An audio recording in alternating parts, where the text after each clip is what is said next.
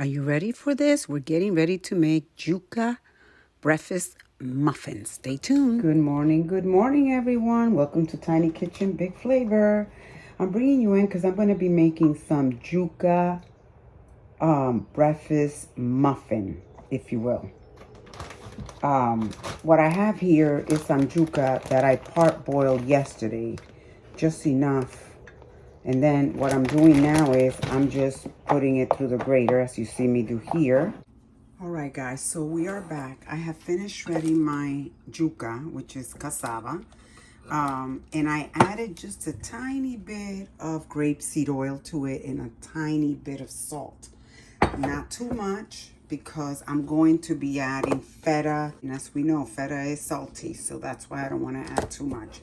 What I am going to do is I'm going to oil the muffin pan, and then I'm going to create a layer of this. We're going to be adding some homegrown kale that has been washed and ready to go. It was in my freezer, an egg, some ham.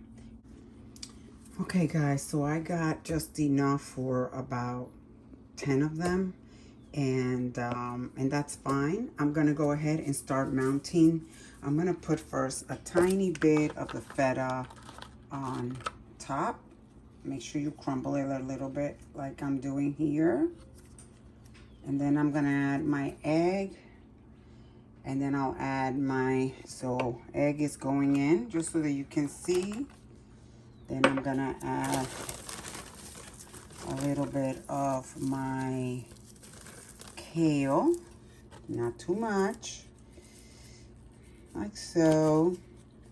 Then I'm going to add a little bit of my ham, which you see me do here.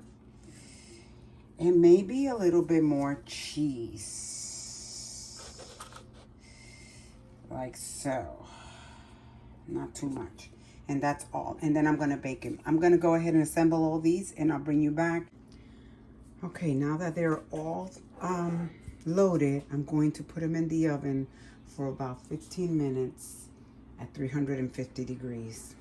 And let's see what happens, guys. Okay, guys, so I left it in for actually 16 minutes, but I had to raise the heat to 400. So if you're going to make this, do it at 400 degrees for about 10 to 15 minutes. Keep an eye on it, though. I'm getting ready to pull them out. So they are done, but I wanted to pull them out before they were the eggs were completely done, because I didn't want them to get too hard.